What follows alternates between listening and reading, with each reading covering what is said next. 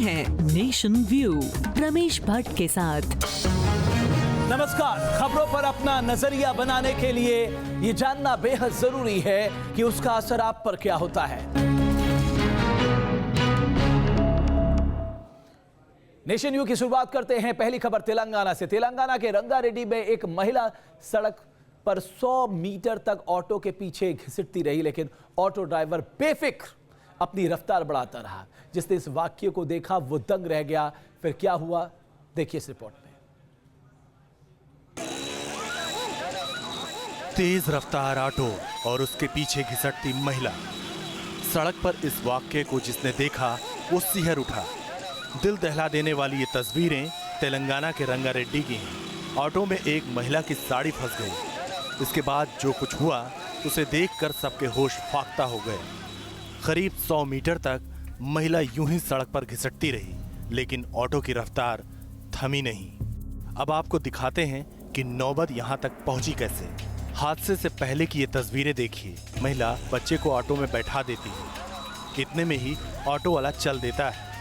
इसी बीच साड़ी का पल्लू ऑटो के पीछे वाले हिस्से में फंस जाता है और महिला घिसटती हुई सड़क के बीचों बीच आ जाती है। बाद में जब लोगों ने शोर मचाया तब ऑटो वाले ने अपनी गाड़ी रोकी। हादसे में महिला को गंभीर चोट लगी है। गनीमत रही कि कोई बड़ा हादसा नहीं हुआ, वरना यहाँ कुछ भी हो सकता था। उधर पुलिस सीसीटीवी फुटेज के जरिए ड्राइवर की तलाश कर रही है। Team news nation. तो जल्दबाजी और लापरवाही किसी की जान पे भारी पड़ सकती है। इस तस्वीर से कम ये सबक लेना जरूरी है। बात सरहद की हिफाजत कर रहे जवानों की।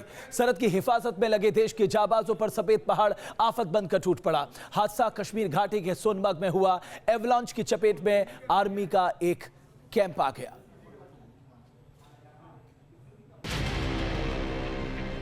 बर्फ का ऐसा बवंडर जो किसी की भी सांसों पर पाबंदी लगा दे। सफेद आफत की ऐसी ताकत जो सामने आने वाली हर चीज को रौंद डाले। एवलांच का सामना करने का मतलब होता है मौत से दो हाथ, क्योंकि जब लाखों टन बर्फ तेजी से सामने आती है तो वो अपने पीछे सिर्फ और सिर्फ तबाही छोड़ जाती है। कुछ ऐसा ही हुआ कश्मीर के गांदरबल जिले में।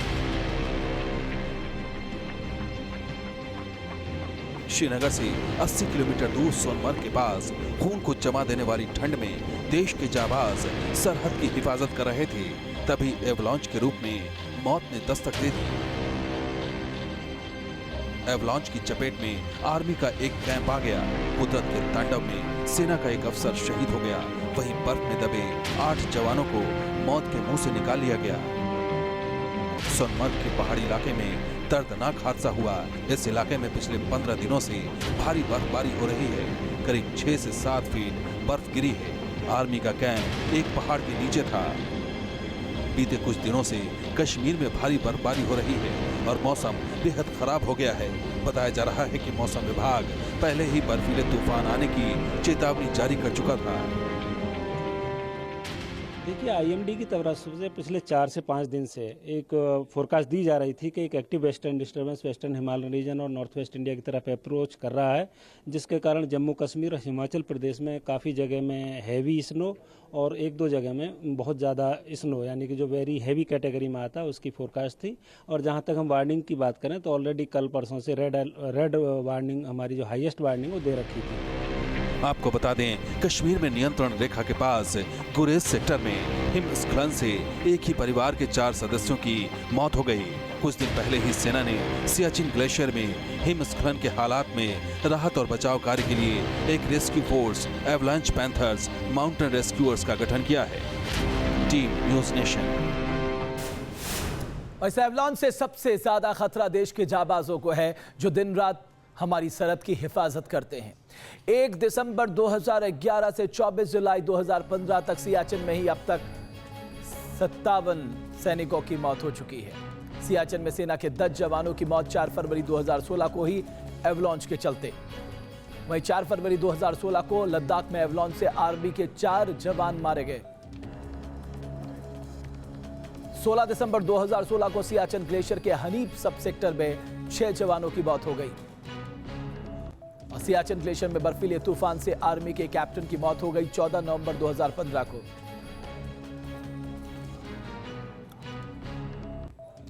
इधर भारत ने पाकिस्तान ऑक्यूपाइड कश्मीर में सर्जिकल स्ट्राइक की, लेकिन देश की आम जनता के लिए यह सबसे बड़ा सवाल था कि सर्जिकल स्ट्राइक कैसे होती है, कैसे दुश्मनों को मुंह तोड़ जवाब दिया जाता है। इसी के तर्ज पर भुज एयरबेस पर सर्जिकल स्ट्राइक का एक मॉक ड्रिल किया गया, जहां वायुसेना के जाबाजों ने अपनी ताकत दिखाई।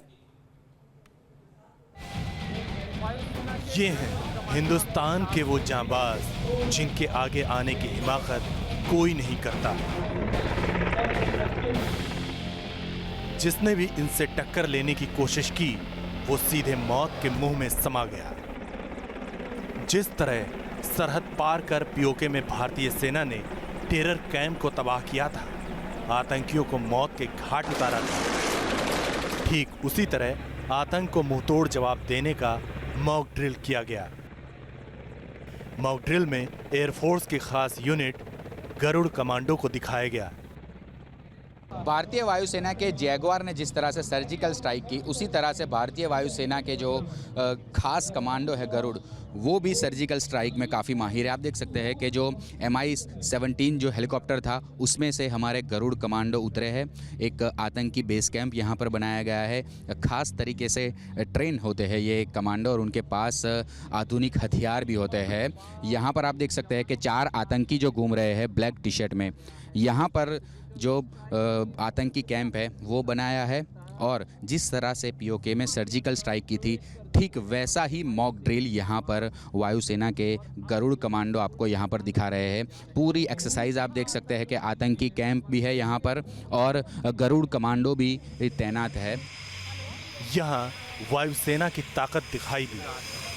दिखाया गया कि कैसे आसमान में उड़ते हुए जगुआर दुश्मनों को टारगेट कर लेते हैं। जैगुआर दरअसल भारतीय वायुसेना का बहुत ही अभिन्न अंग है और सचोट निशाना रखता है Jaguar.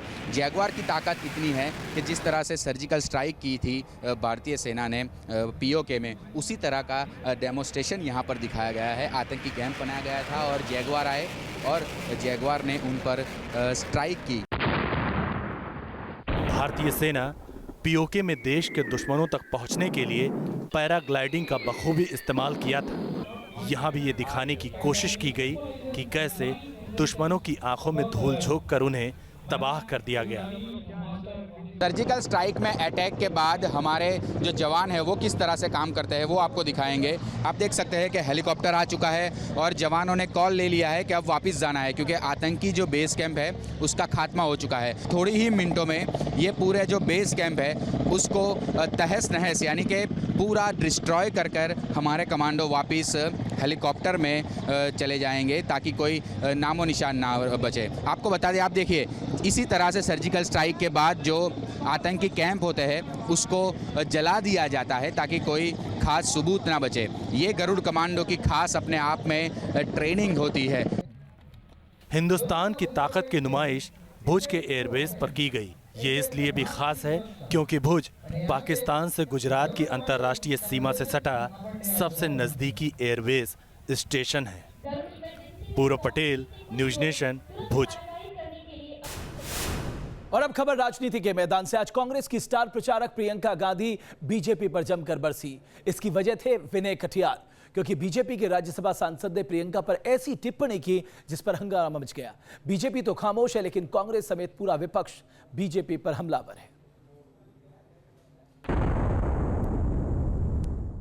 Priyanka Gandhi star campaigner Congress की, फर्क आपको लगता है? नहीं, उस पर क्या फर्क लगता है।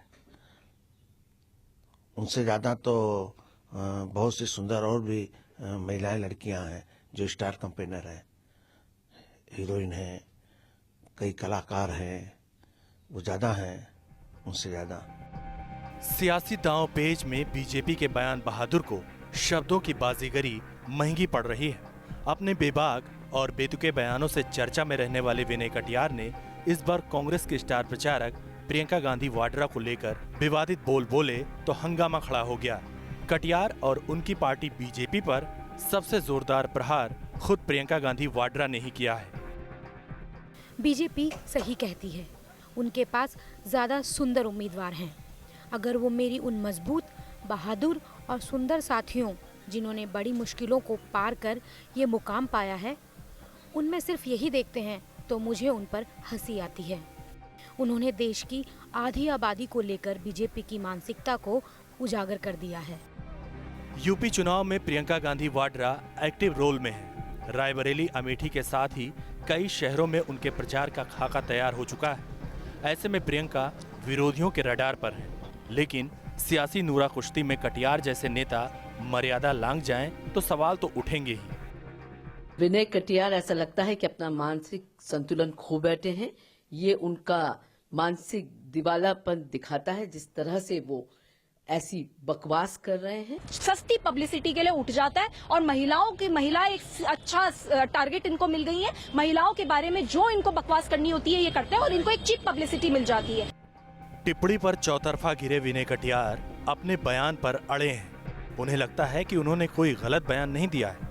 विवादित बयानों से बीजेपी के राज्यसभा सांसद विनय कटियार का पुराना नाता रहा है। शायद यही वजह है कि यूपी के चुनावी महासमर में बीजेपी ने उन्हें स्टार प्रचारकों की लिस्ट में जगह नहीं दी है। Team news nation. तो विनय कटियार की टिप्पणी पर बीजेपी नेताओं ने तो ज्यादा कुछ नहीं कहा, लेकिन शरद यादव को लेकर बीजेपी फ्रंट फुट पर है। पटना में एक कार्यक्रम में शरद यादव यूं तो नसीहत वोट को लेकर दे रहे थे, लेकिन बेटियों की इज्जत का जिक्र कर दिया तो हंगामा खड़ा हो गया। सब जगह बड़े पैमाने पर समझाने फिर फिसली शरद यादव की जुबान। ये बेटी की इज्जत से भी वोट की इज्जत बड़ी। बड़बोलेपन में गलती से कभी कभार जुबान फिसल जाती है, लेकिन जब बार बार जुबान फिसले तो उसे क्या कहेंगे। महिलाओं के खिलाफ अपने बयानों को लेकर शरद यादव पहले भी विवादों में रहे हैं। एक बार फिर शरद यादव के बयान पर बवंडर खड़ा हो गया है। पटना के समारोह में शरद यादव वोट की अहमियत समझा रहे थे और बोलते बोलते वोट की इज्जत को बेटियों की इज्जत से बड़ा बता दिया। ये बेटी की इज्जत से भी वोट की इज्जत बड़ी है। बेटी की इज्जत जाएगी तो गांव मोहल्ले की इज्जत जाएगी, और वोट एक बार बिक गया, एक बार गड़बड़ हो गया तो इलाके की, देश की, सूबे की इज्जत और आबरू और आने वाला सपना पूरा नहीं होगा। बयान के लिए शरद यादव को महिला आयोग का नोटिस मिला है। विरोधी उन पर सवाल उठा रहे हैं, वहीं शरद यादव अपने बयान पर अड़े हैं। जिस तरह से हम बेटी के साथ ईमान रखते हैं, उसी तरह वोट के साथ भी ईमान रखना चाहिए। वो कह रहे हैं बेटी की इज्जत से बड़ी वोट की इज्जत कैसे होगी। हाँ, ये जरूर है, दोनों की बराबर है। लगता है बदजुबानी देश की सियासत की रवायत बनती जा रही है। Team news nation.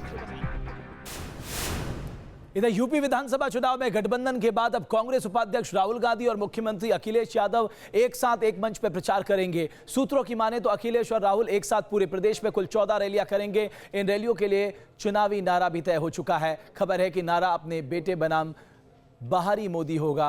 वहीं प्रचार के लिए एसपी कांग्रेस का नया रथ भी तैयार हो गया है। इस रथ में अखिलेश, डिंपल के साथ ही राहुल, प्रियंका के भी पोस्टर चस्पा गए हैं।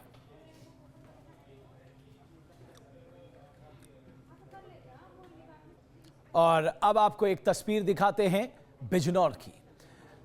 यहां एसपी उम्मीदवार के काफिले में जेब कतरा घुस आया। एसपी उम्मीदवार अरशद अंसारी नामांकन पन्ने पहुंचे थे, लेकिन इस बीच एक चोर ने कई लोगों की जेब पर हाथ साफ कर दिया। तभी एक शख्स ने चोर को रंगे हाथ पकड़ लिया और उसकी जमकर धुनाई कर दी। बाद में चोर को पुलिस के हवाले कर दिया गया।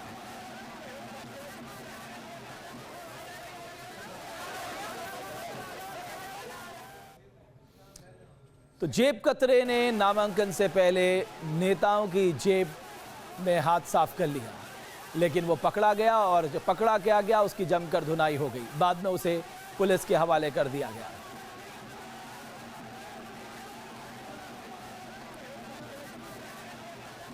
अभिनेता शाहरुख खान की फिल्म रईस को लेकर विरोध प्रदर्शन शुरू हो गया है। पूर्वी दिल्ली के V3S मॉल पर शाहरुख खान की फिल्म रईस के सपोर्टर और विरोधियों के बीच जमकर हंगामा हुआ। कुछ प्रदर्शनकारियों ने मॉल में टमाटर फेंककर विरोध प्रदर्शन किया, तो वहीं कुछ लोग शाहरुख खान के समर्थन में दिखाई दिए। दरअसल शाहरुख के फिल्म का विरोध कर रहे लोगों का कहना है कि उनकी फिल्म में पाकिस्तानी कलाकारों को शामिल नहीं किया जाना चाहिए। वहीं शाहरुख समर्थकों ने फिल्म के सपोर्ट में जमकर नारेबाजी की। मौके पर पहुंची पुलिस और मॉल के सिक्योरिटी स्टाफ ने काफी मशक्कत के बाद लोगों को शांत करवाया।